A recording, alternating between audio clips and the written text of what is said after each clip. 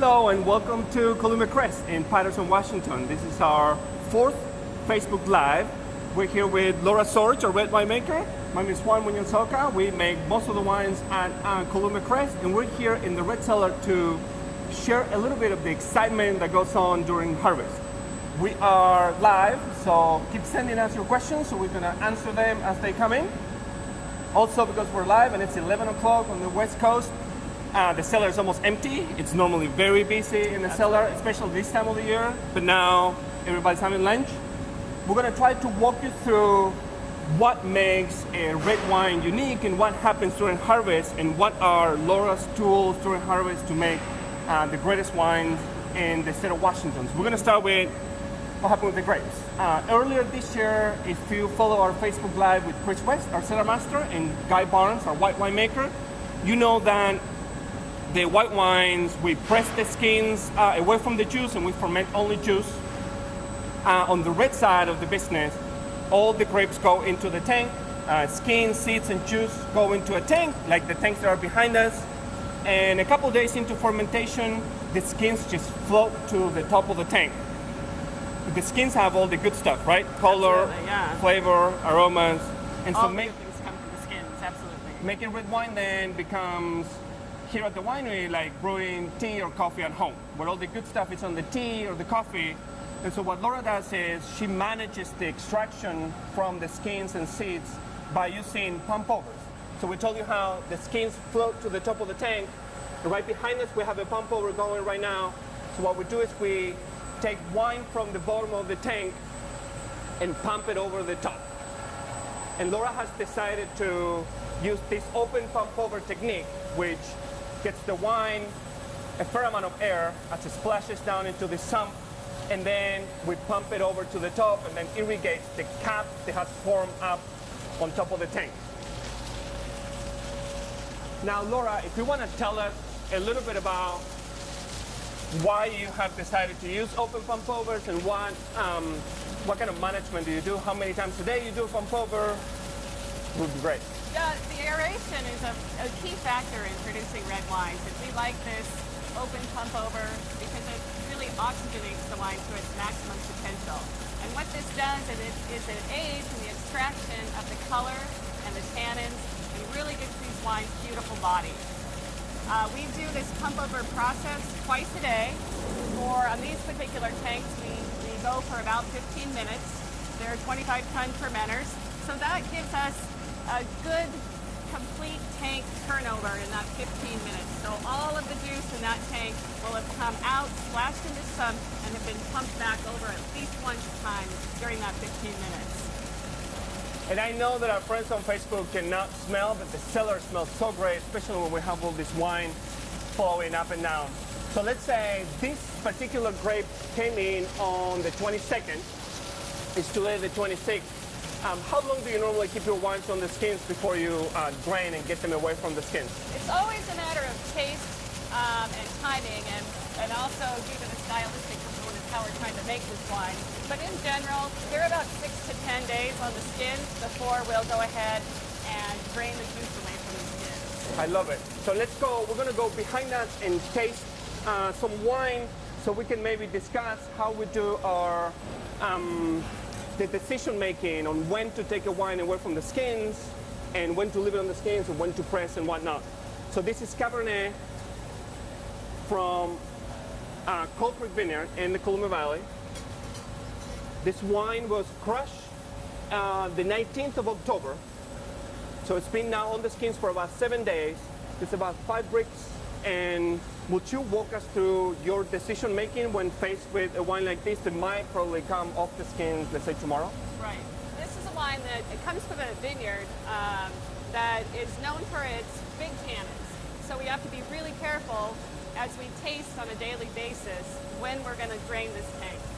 We don't want those tannins to become too overwhelming and produce sort of a drying or acidic taste in your mouth. So we want to balance that fruit and the beautiful structure of the wine and take it away from the skins before it goes too far. So in these particular fermenters, they're cool fermenters, so we can allow a little more time on the skins, which just creates really bold and beautiful flavors for this particular vineyard. If you're following from home, you'll see as we walk through the cellar, you'll see that we have different size and shapes of fermenters and different vessel materials that allow Laura some flexibility when it comes to the cap management, right? Because a square fermenter like the one we're tasting right now, the skins and the juice interacts differently from, let's say, a conical fermenter, like those stainless steel conical or the oak conical behind us, or any other shape that these fermenters might have. So the skins, they interact with the juice in different ways, giving Laura different tools to manage that extraction. And so when you're happy with the extraction and the phenolic composition is just right, and you like the tannins, what do we do next? We get the wine away from the skins? Away from the skins, and the job of the grape isn't done quite yet. Once the wine is away from the skins, we remove the skins from the tank and put them in these big bins that you see here behind you. And these are grapes that have done their tremendous job, and we've extracted as much as we can of their color and tannins, and they have done most of the work for us, but there's still one step left where we can press these skins and get a little more juice out of those with a totally different profile than the free-run juice after the drain. We just got a question from Andy, and the question was, when do you decide to get the wine away from the skins? And I think we answered that. It's all about going to the tank a couple of times a day, tasting, and when Laura and her team decide that the wine has enough extraction, that the tannin composition is there, the color and the aromas are what she's looking for, then we'll get the wine away from the skins. But as you were saying, the skins are not quite done. They will go into the press because there's still a lot of juice to get from this. Now, the pressed wine, so the wine that we get away from the skins, all of that, tends to have a different quality than the free-run wine, right? Absolutely. So do you blend them? Do you set them apart? How do you decide what to do with this wine? For the most part, we keep the pressed wines separate, and then we can use that as a blending tool when we come back to do our final blends.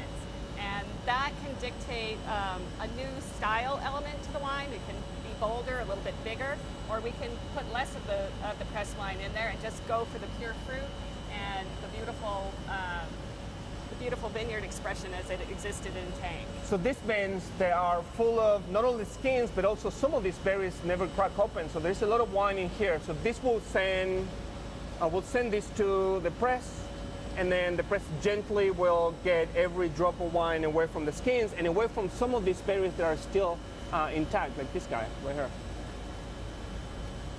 And so we'll get that done at the press, and then we'll have another decision-making step that is very important, and is these wines are not done with fermentation. You take these wines away from the skins, normally 5-6 bricks, so they do still have some time to go before they finish the alcoholic fermentation, and then there is malolactic fermentation as well. Can you tell us about the different containers in which you can do the primary and then malolactic? Oftentimes what we'll do, we'll drain the tank and put the juice in a stainless steel tank and let it finish primary fermentation. This just gives it the pure fruit qualities that existed in the tank before without any additives at all. And then we'll inoculate oftentimes malolactic with malolactic in the tank, which is the conversion of malic acid into lactic acid, which just softens the astringency of the wine and creates a different profile than what we had straight on the skins. We often also sometimes drain the wine straight to barrels, and we'll finish primary in barrel. It depends on the vineyard, the quality of the wine that we're after, and also the space that we have in our cellar available to us at that time. And all of those tools and all those different variations will allow you to separate wines from our reserve tier and our H3 tier and then Grand Estates. As you see around the facility, we have different tank sizes, and we normally tend to use our smaller tanks for reserves, then tanks that are a little bit bigger for H3, and then our larger tanks for Grand Estates, as stylizing the wines from the very beginning. So these wines grow, the grapes grow differently out in the vineyard for the 3 tiers, and then you have your tools at the wine to separate them even further, right? Absolutely. So we've been following these grapes from the tank during primary fermentation, then we separate them from the skins, we press very gently to get every drop of wine out of them. And then we decide to go either to a tank or barrels, right? And then they either finish primary fermentation or they go through malolactic. Would you call this window of time the most important part of the winemaking process on the red wine? Absolutely. It's critical to treat these wines gently and get them in the appropriate vessel to start malolactic fermentation. We drive the style of the wine at this point in a particular direction by our use of the barrel types that we put the wine into, as well as giving us options for our blending of the wine down the road. When did you pick your first load of red grapes this year, 2017?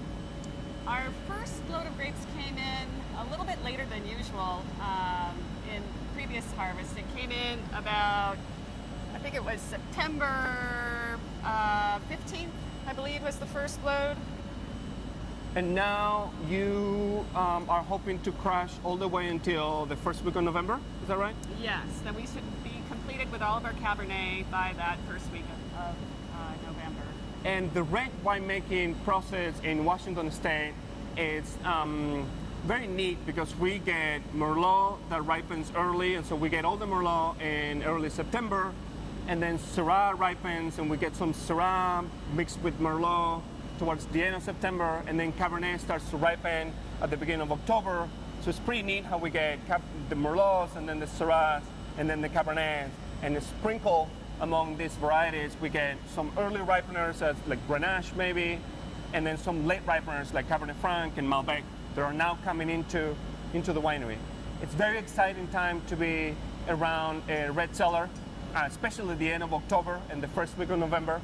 And as we said earlier, it's when Laura has the window of opportunity to make the wine, to hold on to all the quality that we get from the grapes in Washington and translate that through the winemaking. We're going to show you one more thing that we think is super cool. We're going to go up to the top of one tank, and we're going to show you the cap. We've been talking about all these skins floating on the top of the tank. So we're going to show you the cap, and then we're going to answer a couple of questions that are coming in from our Facebook followers.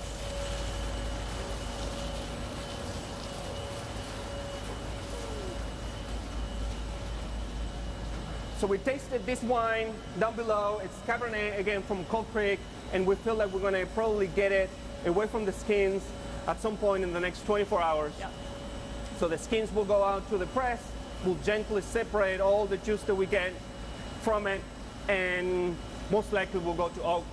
Absolutely, yes. Because this is one of our reserve wines. So let's answer a couple of questions. Sure. Sean asked, how are white and red grapes handled differently during winemaking?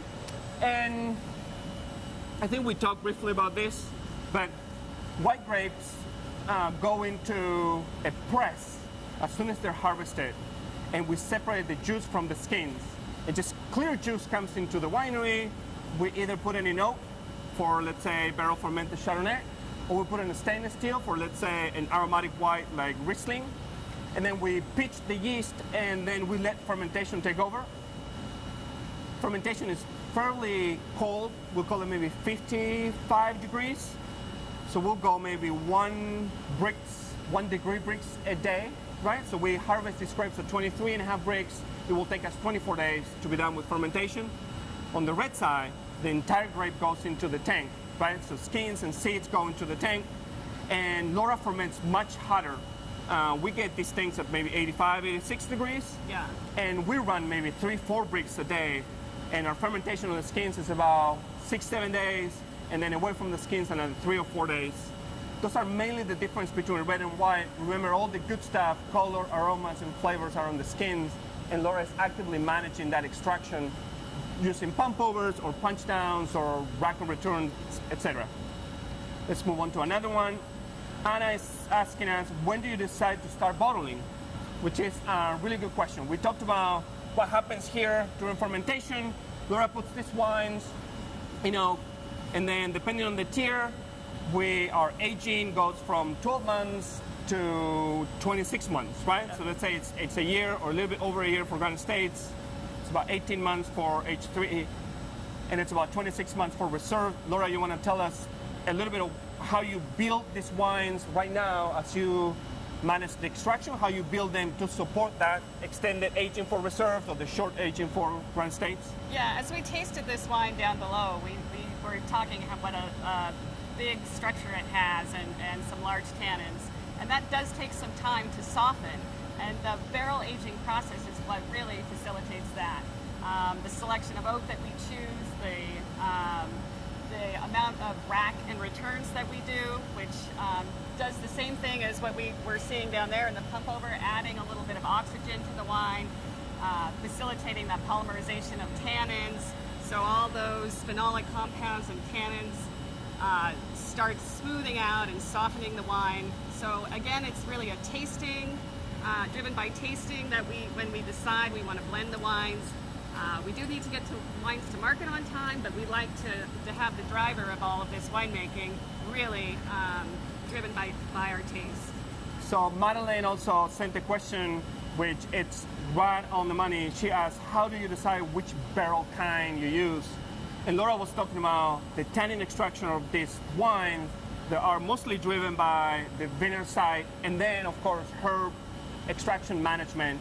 And then based on that, we decide what not only barrel type, let's say American oak versus French oak, will blend better with that type of wine, but we also decide what toast level might be best fitted for that specific wine. So it's all based on tasting and then Laura's experience on how a specific vineyard will interact with a specific type of oak, let's say American oak, and a specific type of toasting, let's say heavy toast or light toast. I think this is, I always tell people that winemaking is a lot like cooking. When you experiment with the different ingredients and the different techniques, and you come up with this product, and the only difference is that we lean on one harvest a year. You try new things today, and if it doesn't work, we'll wait until 2018 to try it again. But it's all about experience and knowing how the wines will interact with those barrels, right? Yeah. Okay, so we are getting to the end. Keep your questions coming even after the live stream. We'll continue to answer your questions. Even after we are done with the stream, which is going to happen in a couple of minutes. I have one more question. How do you decide when to use an oak barrel?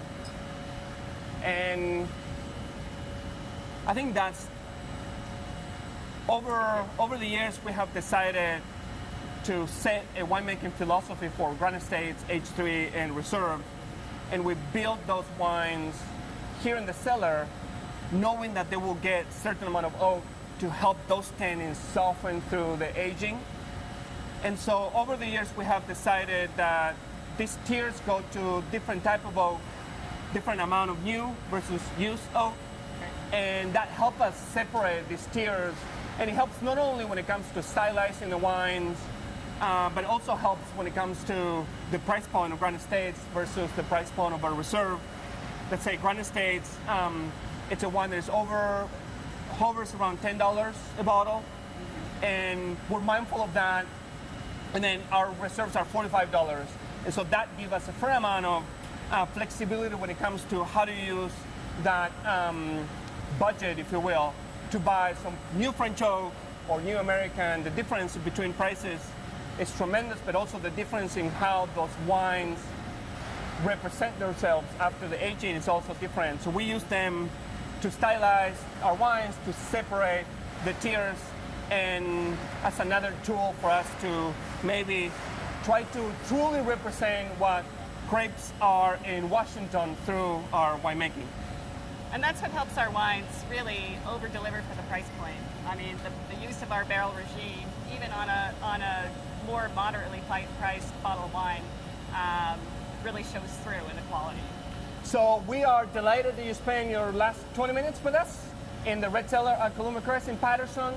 As you saw, it's busy and super excited time for us to be around the cellar. I want to thank Laura for coming around for this tour. Keep your questions coming. We will answer them, and we'll see you on our next Facebook Live from Columbia Crest.